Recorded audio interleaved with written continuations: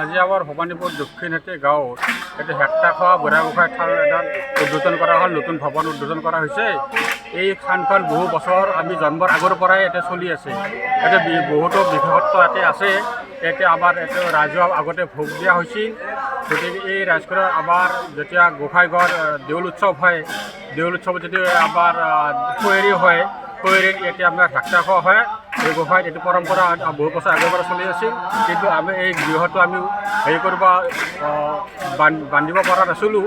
কিন্তু আমাৰ ওচৰৰে স্বৰ্গীয় ৰজনী কলিতা, মনমোহন কলিতা দেৱৰ সোঁৱৰণত তেওঁলোকৰ ঘৈণীয়েক আৰু দুজন ল'ৰা, ঘৈণীয়েক নিজৰা কলিতা, খুব ডাঙৰ পুত্ৰ মনজিৎ কলিতা, সৰু ডাঙৰ পুত্ৰ মনজিৎ কলিতা, সৰু পুত্ৰ অভিজিৎ কলিতাই তেওঁলোকে ভৱনটো নিৰ্মাণ কৰি দিছে।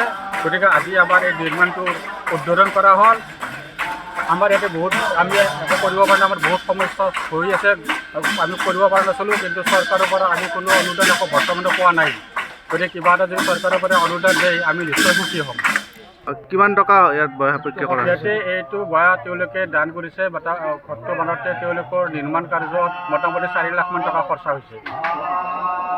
আৰু আজি আমাৰ ভৱানীপুৰ সত্ৰৰ সত্ৰাধিকাৰ তথা ভকতবৃন্দই ইয়াত আহি নাম প্ৰসংগ কৰি আছে। বৰ্তমানেও আমাৰ কাৰ্যসূচী চলি আছে। গতিকে দুপৰীয়া অলপ আমি এটা সাধাৰণ ভোজ ভাতৰ আহ্বান কৰা হৈছে। গতিকে সকলো ৰাইজে উপস্থিত আছে।